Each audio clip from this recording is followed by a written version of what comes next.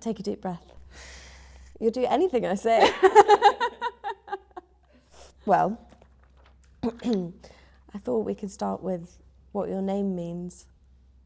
Do you know what it means? The original root of my name. Yeah. Well, it's my real name to start off with. Full name, Clara Elizabeth Mann. Oh, I was going to tell you what it means because I Googled it. Okay. What does my name mean? You go first. I think that Clara means clear. Yep. Is that right? Yeah. That's all I know, actually. It means clear, bright, and famous. He's famous. Told you. So that's it for you, I think. And yours? I think it's a made-up name. Yeah, I think it's too... Okay. I think it's the name of a queen. Oh, Next Queen question. Isabella. Yeah. Queen Isabella, Ferdinand was her fella. It's a Loudon Wainwright song. Anyway. I also then wrote you a poem. Can you read it So now? I thought we could start with that. Yeah, let. And then I'll ask you some questions. I'd love that. It's quite serious though. So we need to get there. I'm finding it hard. Yeah. Do you want to go now? Now. Yeah. Okay. Well, this is what I wrote last night. Yeah. Here's what I think of her. Her voice is like glass, like water. She is as rare as crystal, and bright too. She is a relief to see at any given time. She laps at your toes like a cold but comforting wave. She likes things, but not too many. She looks like cursive handwriting. If she were a number, she would be the number 8, like the spoon on her arm. Curves and lengths and wanderings and silver, like a strong silver chain. Luminescent like a spider's web. That was beautiful.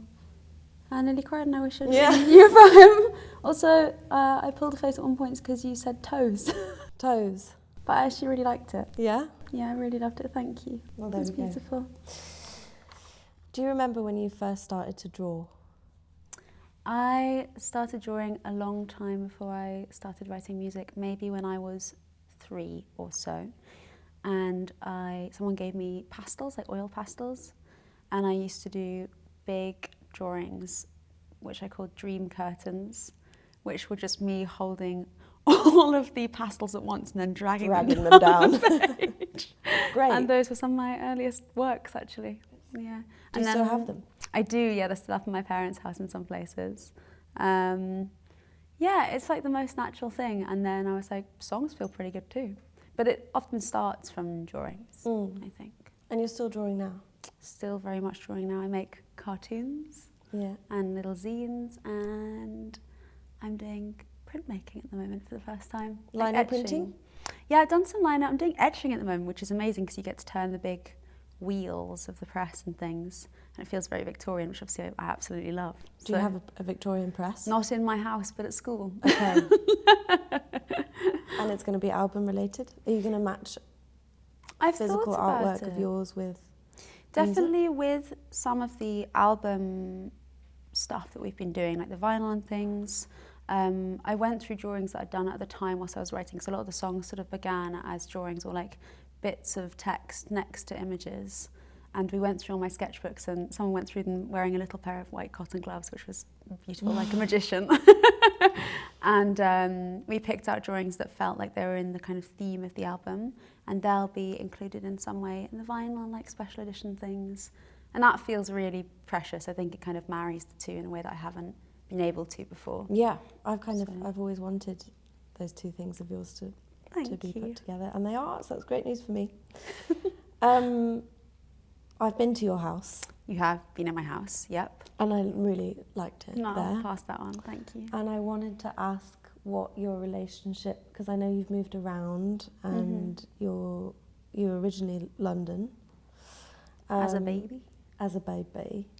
So I wanted to ask what your relationship with home is currently. Yeah, I think it's strange. I did move around a lot, so I started in London as a little tiny child.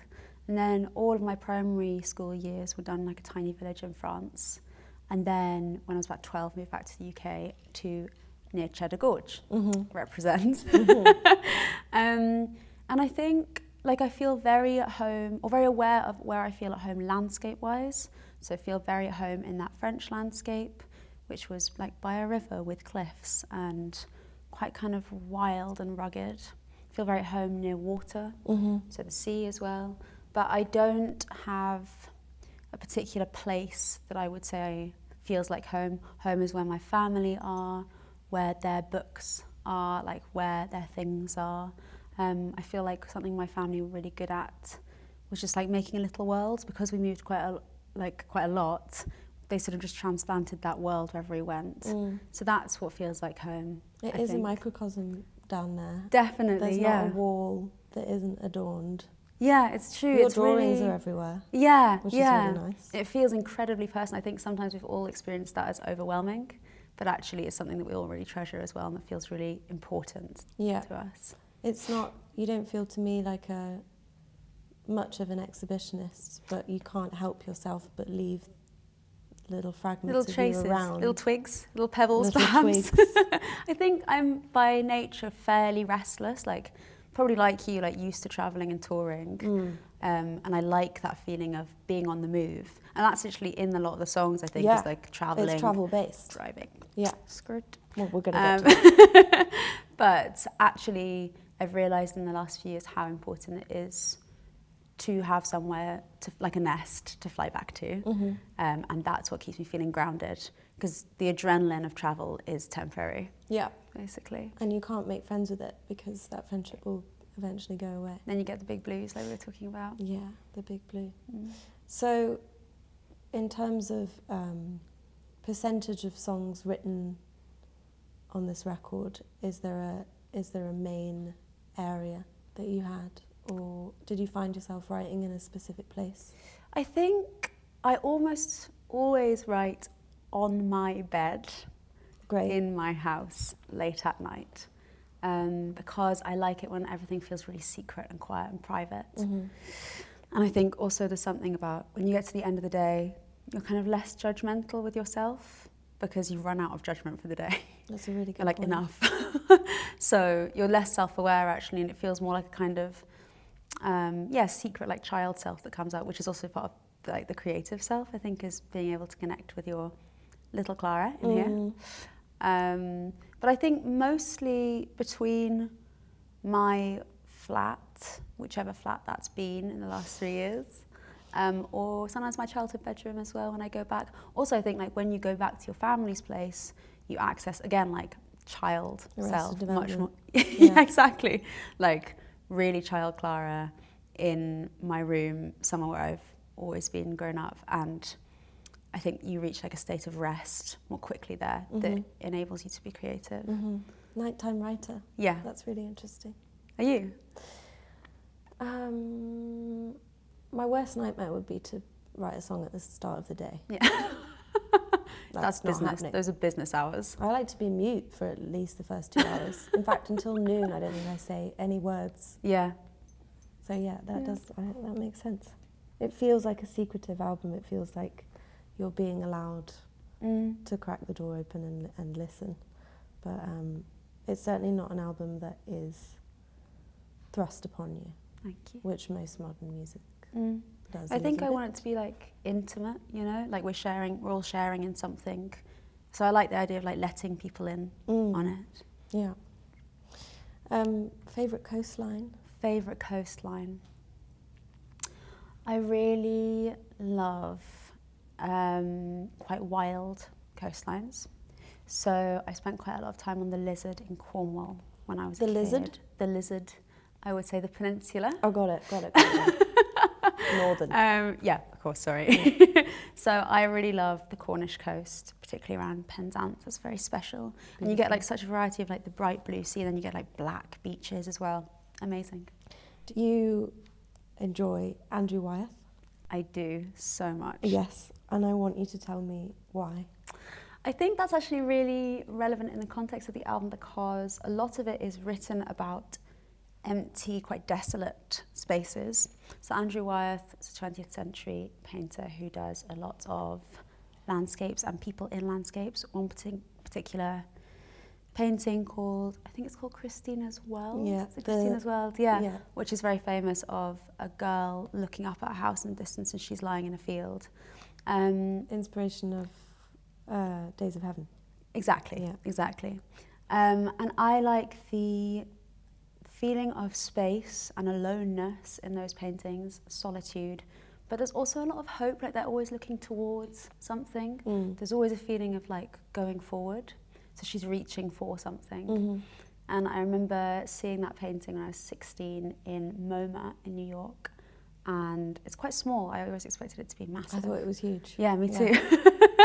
And it said in the caption that, because I think the girl had had polio when she was a child, I think that's right, but it says in the painting that she was physically crippled but by no means spiritually. I thought that was very beautiful, and the feeling of a spirit that moves forward was very wonderful. What's your relationship like with pain?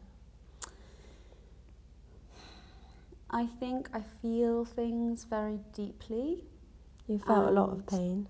Yeah, and I mean a lot of this album is about when the pain clears and you have nothing, not even that, to hold on to, and it's just dark. And how do you move forward? Because I actually think that pain can be quite a motivating force, because you're like, God, this has to end. I have to stop this. It feels good sometimes. It's like a catharsis. Like a scratch. Exactly, yeah. So I think the album was about, what do I do when I don't even have that to hold on to? I don't even have like the aliveness that comes to emotional pain. It's just empty. And there's something insane in you that makes you keep going anyway towards something brighter. So I think when it comes to writing, I'm not one of those people who can write like from a place of active pain. I'm not like a purge writer at all. You never do it in the moment. There's one song on the record, It Only Hurts, the first song, which was written in that space. Well, I was going to say you've opened the album with the words your last kiss or our last kiss. Yeah, your last which is kiss. already setting the tone for something that has happened. Yes, and that was active pain, I think, that I was feeling, because it was such a recent pain. But the rest of it is, I hope, written from a slightly clearer place, because otherwise I can't be objective. And especially if you're writing about relationships of all different kinds, I really don't feel it's fair to write from a place of active pain, because you kind of end up accidentally telling the other person's story as well. And I just don't really think that's fair. It's not my place to do that. Obviously, occasionally they kind of cross over, but I usually try to, I think I wait quite a long time, then I write something and I'm like, oh, that's about something that happened 6 months ago that I've just processed. But I can't use writing to process things or to speed up that process. It was very unusual that I can do that. It's very clever, because it doesn't put you in that, within the classic tropes of being a confessional female singer-songwriter. Which is such an overused trope. And like these songs, I'm sure you find this too, like people use the word confessional, and it kind of makes it sound like I'm a teenage girl writing in my diary. The diary entries, We hate that. Yeah, but you don't, yours is kind of incredibly, your voice is always strong, even when you've experienced pain or hurt, or clearly you are the subject in the song. I think a lot of writers use it as a tool of self-pity because it's comforting, and a lot of people share those views, but I noticed, and as I was reading the lyrics, there wasn't a single negative thing you said about yourself. I'm not sure what that's very refreshing. It's very refreshing. But as a listener, you also empathise with you, and it's almost like the listener, it is their job to feel a certain way, rather than you to expect sympathy or empathy from the listener. I definitely don't want it to be like a place where I explore self-pity, because what good does that do anyone? It feels kind of indulgent. Made a whole career out of it. That's not true. No good has come.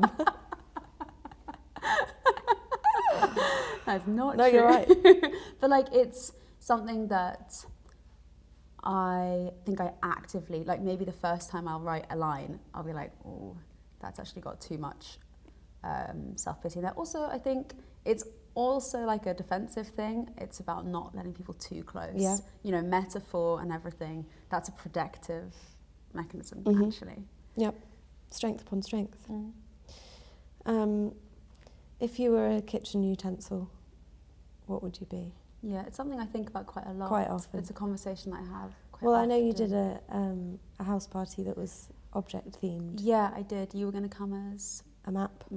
I went in the end as a lamp. A lamp, yeah. It was inspired by this is so wanky, sorry everyone. It was actually inspired by the Bauhaus movement because they used to have parties. This is all I retained from my year of art school. Right. They used to have parties where they would dress as cutlery. And 18, I was like, that's my dream. I don't want anything else. I just want to go to a party dressed as a fork. Anyway, I kind of co-opted that, and then I thought household object, lamp, because I'm long. Yep. But I actually do think that some kind of receptacle would be important. Like a mug. Maybe like a cracked bowl, like an old ceramic bowl that is not really usable anymore, that you put keys in. Oh. Do you know, it's like... But you're not a husk. No, but I do... A dusty husk. I think old ceramic bowl, I do have the spoon tattoo. You do? Obviously. But... Would you put your keys in the kitchen? That's kind of... I do, because otherwise I put them somewhere super, like the fridge, or like my secondary tote inside my makeup bag. Yes. So they have to have a receptacle in the kitchen. And it's a cracked bowl. It is. Okay. Excellent. That was my most pressing question. You've absolutely skated through the other ones. So this album feels journey-based, quite often moving around, and I find as a writer it's a really good tool for being reflective. I wanted to know what your relationship is like with driving. How do you feel when you're driving? When did you first drive? Yeah. I learned to drive when I was 18, I think. And I learned to drive in my 2004 Nissan Micra, racing green, was called Simone. Now, at this point, I'd like to say rest in peace, Simone. She's no longer with us. I really miss her. I know. Because I was like, wow, it's incredible that this 20-year-old car... that you bought for £100 or something. £400, yeah. Hasn't had a single issue. And then I took her for the MOT, and they were like, the whole body's rotted. Please scrap her today. Obviously, I was heartbroken, devastated, sobbing on the phone. Yeah. We can't access those feelings too much right now. We won't go into think that. of her. But I love driving because it makes me feel really free, really independent. And I also think that it's quite a nice state. No one tell my driving instructor I said this, or anyone who's ever got in a car with me, because it's quite meditative. Yeah. Because actually your hands are busy. It's like drawing or something. Like your hands are busy and parts of your mind are really occupied, like the manual parts. But actually you have to be quite zen and like have quite a clear mind. And I find that often, it's like when you're doing the washing up or something, busy hands, empty mind, songs come in. They do, every single the process. time. So that's, and also I love like the road. I love the road as a metaphor. You love the open road. I do. And you know what, when your car is from 2004, you really are quite in contact with the road. You're basically on it. You basically feel every bump. Your little legs. So driving is really important to me because of freedom and independence, being alone, knowing that wherever I am, I can just get in my car and go. And that's wonderful. Yeah. That is emancipation for real. And it's in all of your songs. It is, yeah. I love my car. Yeah. And do you have a current car? Yes, this is also a Nissan Micra. In fact, I am looking for sponsorship, obviously. Grey this time. Let me just call up Nissan. We've got Nissan on the line right Yeah. now. It's grey, called Frankie. An important part of the car's names is that they're all named after female French writers. So my first one's Simone de Beauvoir, of course. And Frankie is Françoise Sagan, who used to have a house in the village that I grew up in. Fun fact. Really? Is that where she wrote? Bonjour Tristesse. Yes. Don't think it was, because Not by the Sea, but amazing book, obviously, coming of age book. I think we were the same teenagers. Did you cry a lot in windowsills? Because ongoing. Stealing cigarettes and writing. Are you drawn to lyrics or melody first? Not with your own songs, when you're hearing a song for the first time. I really don't know, actually. When I'm listening to music, I think that I probably notice lyrics more. I love language. I think also growing up between two languages, that means you're like, I'm fascinated by it or more focused on it. Yeah, I think probably lyrics actually. And I love stories so much and images. And obviously like images in songwriting and music generally are coloured by like melody and harmony, but I think probably words. Also, I just like love to chat. I love talking, love yapping, love Chatty little Cathy. jokes. You're really good with words. Thank you. Do you have a favourite French word or phrase or something that stayed with you that you've learned growing up? You know what? This is actually, I do have a new favourite word in French, and that is the word cabousser.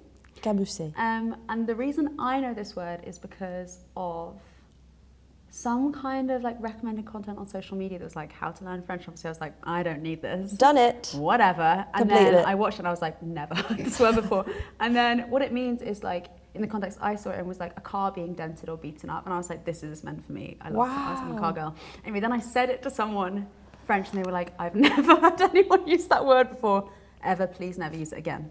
So is it like a word you'd find in a very large thesaurus? I think so. It's one of those like clever little words Cabousser. that no one actually uses. Cabousser. Ma Cabousser. voiture est cabossée. My car is dented. Anyway, I'm obsessed with it, so you can have that one for free. Brilliant, thank you.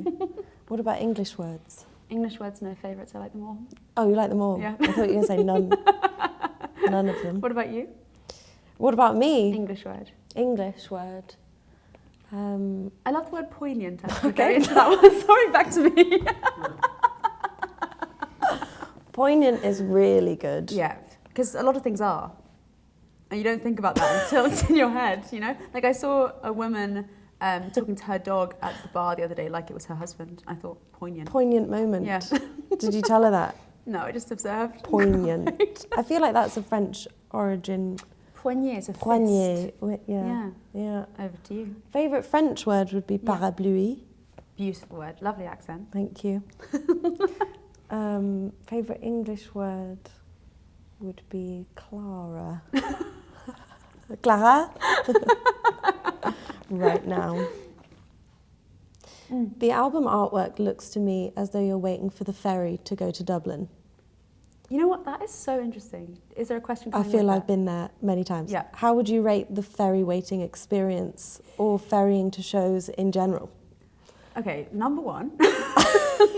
Not a ferry. It's not. Not a ferry, but everyone has said that it looks like a body of water. It's actually just the car park of a service station between Brighton and London. Okay. In I the was rain. I've been there on tour feeling. Yeah, so, definitely. Yeah. Service station in the rain. And it does look like I'm waiting for the ferry, which I really like. And I like that I'm looking towards something. Ferries in general, haven't done much ferrying on tour. Okay. However, did it a lot as a child going between England and France. Of course. And I do remember watching Rango. Is that? The Johnny a Depp as a film lizard about film? A lizard. I did watch that on the ferry. And also remember the mega Toblerones Yes. and feeling very sick after both of those experiences. But I do think that waiting for ferry is pretty exciting, and ferries in general are pretty romantic. Okay, that's what I wanted. Here are 4 people I think you would be friends with. Yeah. And then it says discuss. I don't know her. Number 1, Connie Converse. Did we have already had this conversation? But we should do it now. You've got me. Connie Converse is probably the person that I love most in the whole world. Yeah. She did disappear It's a bit much, actually. from the world about 50 years ago. But I love her because she is a quiet and difficult woman, and I love those, hence why we're friends. And she wrote just like this incredible body of work in, I want to say the 50s, early 60s in America. And it's all now on archive footage, just like recorded on tapes in her friends' living rooms, which was rediscovered, I think, about 10 years ago and played on someone's radio station and then like put out properly. But she became incredibly disillusioned with the music world after things weren't really working, and she just vanished one day, like packed up her car, put all her things in it, left letters saying, don't come looking for me, I can't bear it, I need to start again. beautiful. I would like to do that with the Nissan. Should things not go the way You should come back though. Yeah. that we want to go, just for a little while. Yeah, I'd she leave was the really letters, onto though. something. Yeah, and I love her, but I also think that she was probably quite someone who was quite in pain. Yeah. And you hear that in the music. It's so funny and dry. Yeah. And also something I hear in your music as well. It's like the clowning thing, happy, sad, you know? Yeah, totally. Sybil Bayer. Love her. Strange, ghostly voice. Yeah. Love that she has a kind of Sound of Music vibe. Tonight, when I get home from work. Yeah. That's all the song is. Yeah. There she, unforeseen.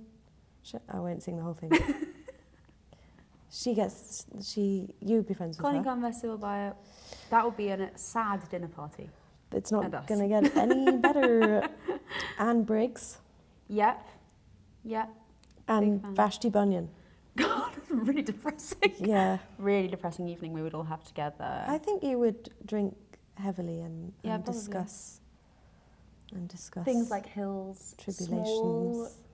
small silk scarves that one puts around one's neck, Yeah, cars. that's all you to me. How did you learn to sing? I can't remember not singing as a kid. Like, I think my mum says that I've sung since I was really tiny. We used to sing in church, not as a particular like believing family, but just like you went to church because there was singing and nice stories and it was important. I learnt to sing in choirs from when I was very little. I think most of the like official singing that I've done has been church choirs. Yep.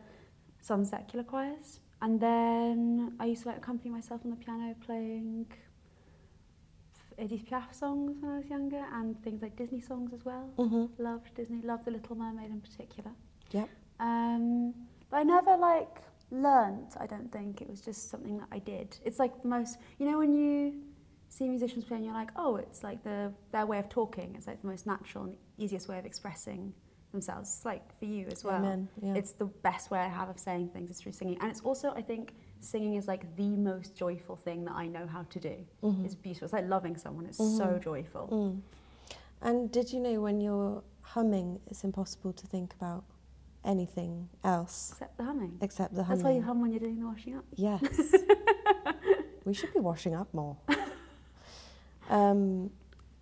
You have a really strong voice. It feels kind of classically trained, which is why I wanted to ask that question. Yeah. It's very powerful and you use your lungs in a really good way. Thank you. And I feel most singers don't learn enough about their voice, me included, and it just sort of happens.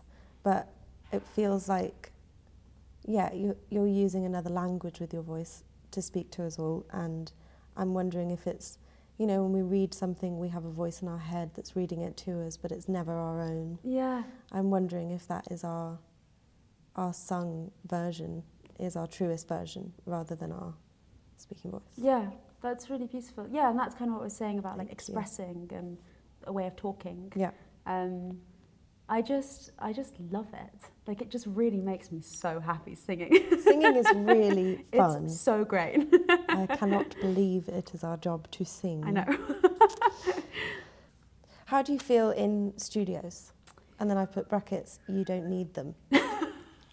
I mean, I think I got really, really, really lucky on the album because all of the time, it was just me and one other person. There was never a point where there was more than two of us in the studio. Wow. Really.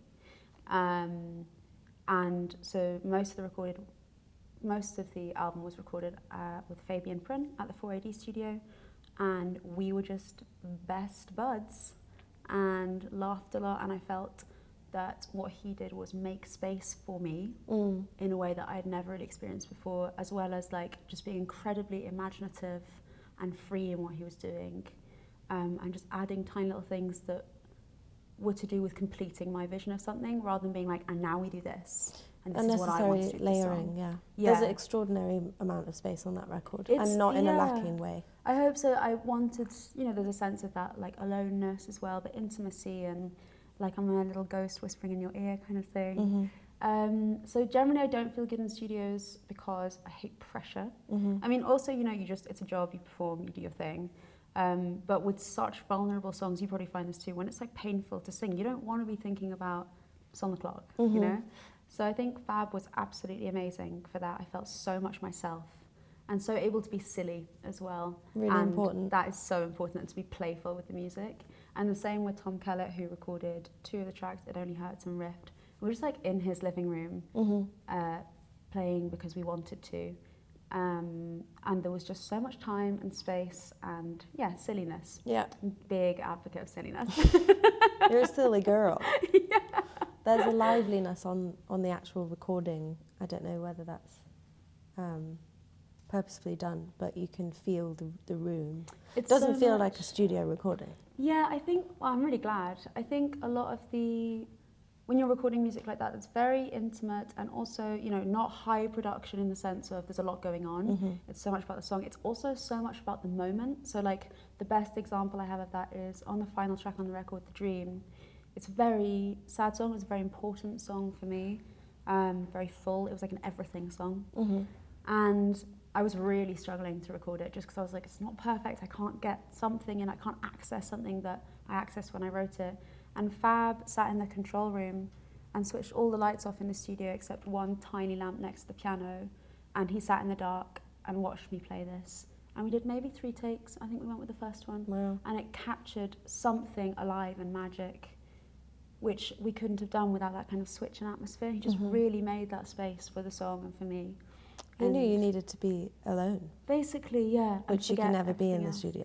Yeah, that's another thing, because obviously when you're writing, it's such an alone thing. And then suddenly you have to share it with all these people in like a space that's unfamiliar and foreign.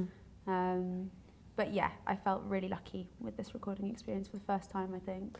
But you're not attached to a certain studio environment. You don't, you know, long for specific places to record. It feels like you could be anywhere and have a tape machine with you. And exactly, yeah. The songs are on the go as well. I mean, I like to, you know, ideally, I feel most at home, I think, in non-urban environments. Definitely for writing, I like to pretend that the city isn't out there if I'm in my flat. Yeah. But I think for recording, it's about the space that you make between you and the producer and you and your collaborators. And that was all that mattered to me, yeah. The instrumentation is really, really clever and really good. And I wanted to ask about harmonies, which are all you. Yes. Which is an active choice, I'm assuming. Yes, yeah. And on the song Reasons, there's some crazy, almost reverse layering stuff going on, and I didn't know how you did it, and I want to know. Yeah, that was an amazing process. I think with that song, I really didn't have any ideas. I was like, just all vocals, it has to just be all song. Like all breath, all song, all organic. And so what we did was we recorded the track, obviously, me and guitar, in 1 take. Like, most of it is live. And then Fab was like, now do some humming, because I thought, well, humming would sound nice. So we did maybe 5 takes of me just like humming harmonies over the song, and each take was different. And then we listened back and we took little hooks from it. Right. And then made it into that part, which I absolutely love. Now, like, it's some of my favourite production on the album. And I would say, like, that completely was something that Fab made me feel open to. Yeah. Experiment. Yeah, exactly. And that feels playful. That song feels playful. Can we listen to it? Yeah. I want to listen to it. I've been listening for days.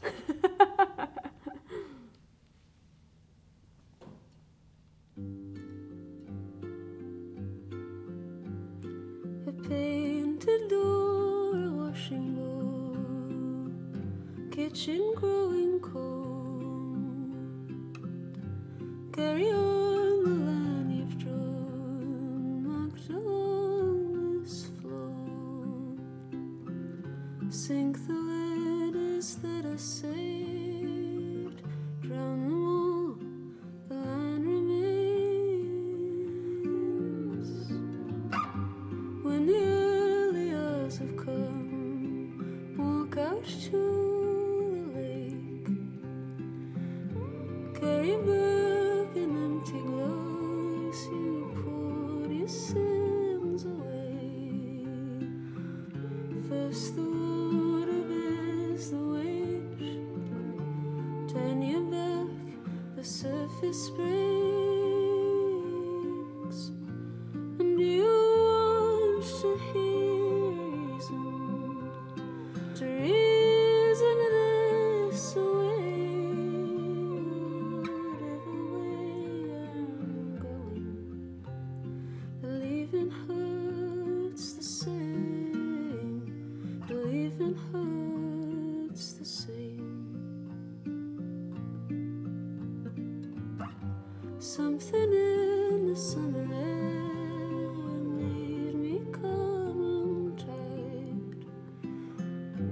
wash the ash out of your heart, cut off all my hair, sank the way we said we would, drown me out, your love is good.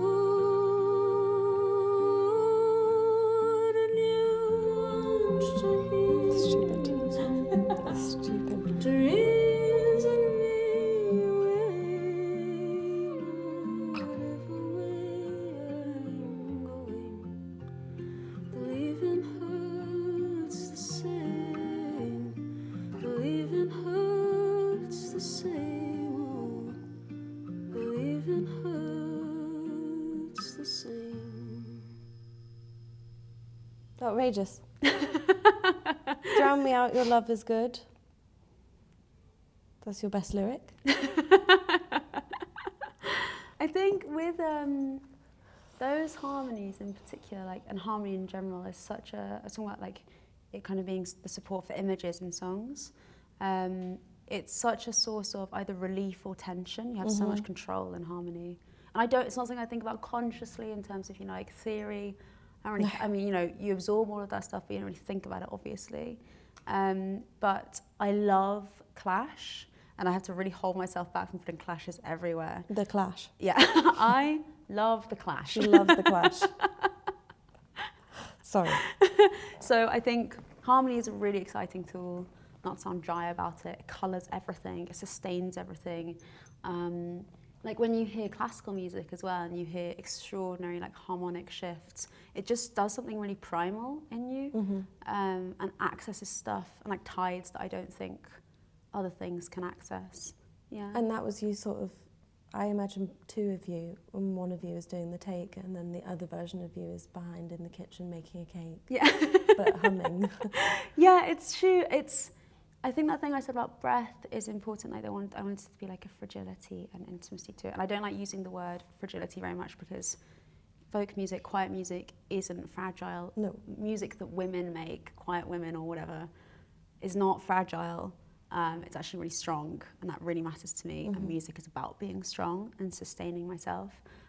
But with that, like when you're supporting the songs in production, I think being incredibly sensitive and light-handed is what I like to do, obviously. Yeah. Finesse. Yeah. Very poignant of you. Piano was your first instrument. instrument. My first love. No, I played classical piano for a long time, then I taught for a bit, and I liked it. I was like, piano is great, love playing these tunes. And then just stopped enjoying it, and I was like, I just don't actually want to do this anymore. Thought music really just wasn't for me. Like I was like, it's great fun, but it's not what I want to do. And then someone gave me a guitar when I was like 16 or 17, left it for about a year, came back to it, and I was like, maybe I'm gonna write a song for fun. And then I was like, this is the best thing in the whole world.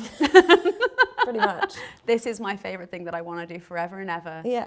But it felt like making it up as I went along, and I think that's part of songwriting for me is letting yourself be playful, and not quite knowing where you're going next, because it gives it a kind of naivety and freshness that I couldn't for a long time find on the piano.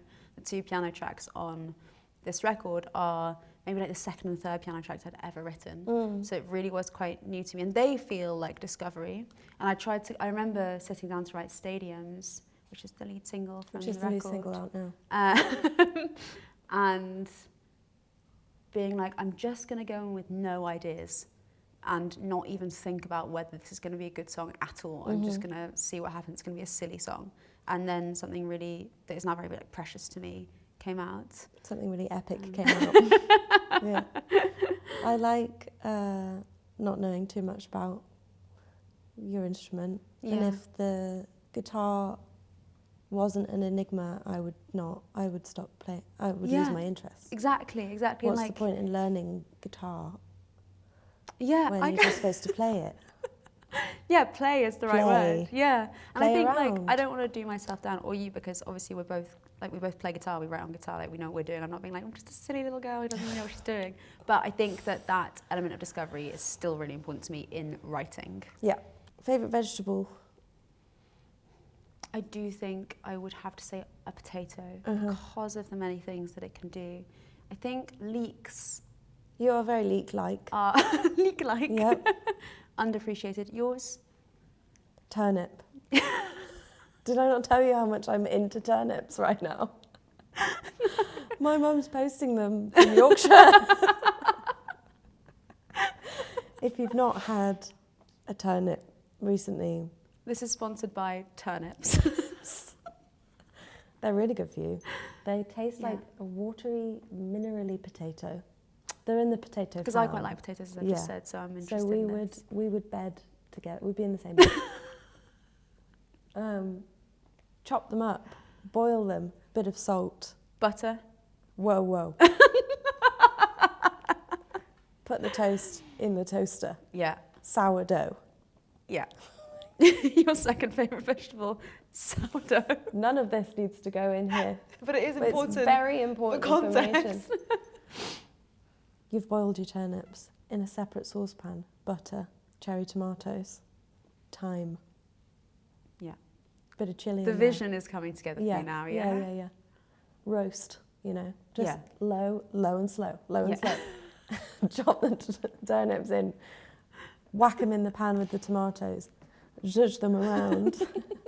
You've got your toast, you've got your butter, Yeah. loads ready. of it. Slather it on. Then you've got your tomatoes and turnips. On top of that, cheddar, preferably Cathedral City. Yeah, of course. For Voila. being- That's it. Bit of basil on top. You'll feel Garnish. amazing after you Yeah. eat that, that's what I'm saying. Back to business. My favourite song on the record is Doubled Over. I don't know if that's a surprise to you or if it's noteworthy to you. But tell me how you came to record that song and how it felt and what you think about love. All three of those things important. Yeah. Starting from the top, it was a song, I think some songs happen to you or feel like they've happened to you rather than you making them happen. I think it was something that I needed to write. It's obviously a very painful song. I think in a way I couldn't face how painful it was, so in my head I thought of it as a little song. Like, you know how you think of some songs as I like know just those little well, songs, whatever. It's written in different tuning as well. Nerdy little fact. It's What's the written tuning? in open D. Great. Most of the record is written in double drop D. Okay. Your favourite? My favourite. I wrote a song on your guitar once that was in... Our and it- favourite. And it became Drop Cherries. Yeah, oh, I'd forgotten about that. This one is in open D, and because I think it just gave me more space somehow. There was nowhere to hide behind like complicated chords or melodies. It just was what it was. And the darkness in it came out in the studio, I think, and I had to recognise the fact that it was important. And I'm really glad it's your favourite. It's very sad. If you're gonna stay, come for me and wait. Open up the windows wide. Pour another drink while I tie the knot. How can I begin if I'm still yours? Couldn't stop you leaving. Tried to tell you out, and now I'm doubled over you.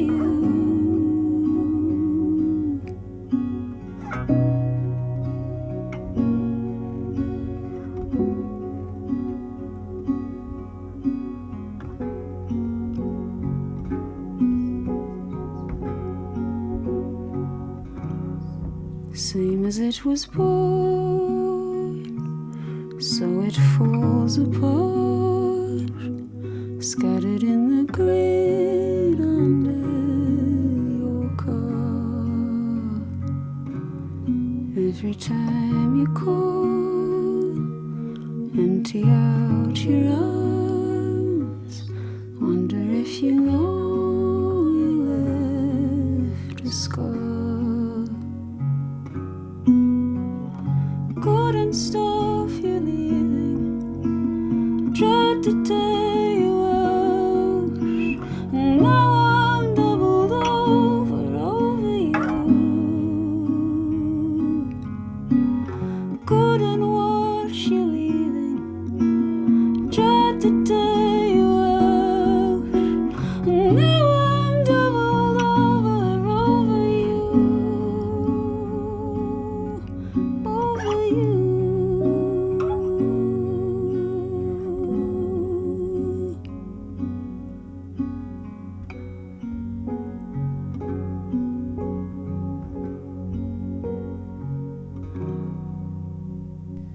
What do you have to say for yourself? It's a pretty sad song. What an enormous song. It's so funny because it does feel like quite an important song on the record, but I think when I wrote it, I was like, don't know. And then It just fell out. Yeah, and in the studio, it just kind of came together in a way that was really unexpected. What I think about love is it is the thing that makes me feel most alive, and also is the hardest thing that I do. Mm. And when Such a strong image of you being doubled over like that. in pain, yeah. Yeah, Really it does. powerful, It's crippling. enormous image, and it's exactly how love feels. I remember reading when you put out Drop Cherries that love to you was like cherries stamped on a carpet, like the red on white. And it's a similar thing, like something that also reflects pain that is beautiful and striking and marks you forever. Yeah. Irreversible change. Definitely. And Doubled Over is about also accepting that it's something I do to myself. And no one else is really putting me through it. I choose it. Very powerful. I think it's an enormous pop Whopper. song as well. I think it is. I think it's really strong. Do you have any favourite childhood books? Definitely. I love a lot of children's books because I love stories and I love small animals. And both of those things. And you feature are heavily. Beatrix Potter. And I am Beatrix Potter. I love Beatrix Potter. I love all her animals and friends. In terms of children's books, I think reading was so important to me as a kid. I spent a lot of time on my own reading, like a little nerd. Recluse. A little nun. I liked stories about... I liked quite a lot of like old-fashioned girl stories about women or young women going on adventures. That was what I liked. I liked adventures. Hitching and their skirts up. Definitely climbing over country fences and things. So I don't have a favourite, I don't think, but I think Beatrix Potter is up there because she was also a difficult, interesting, unusual person and a recluse and wore petticoats, and I love those. You are a petticoat. That's it. Thank you so much. That's it, yeah. Thank you. Should we shake hands? Pleasure doing business. It was a with you. pleasure. Whiskey? Do you think that's it? Yay! Thank you, Billie. You're amazing.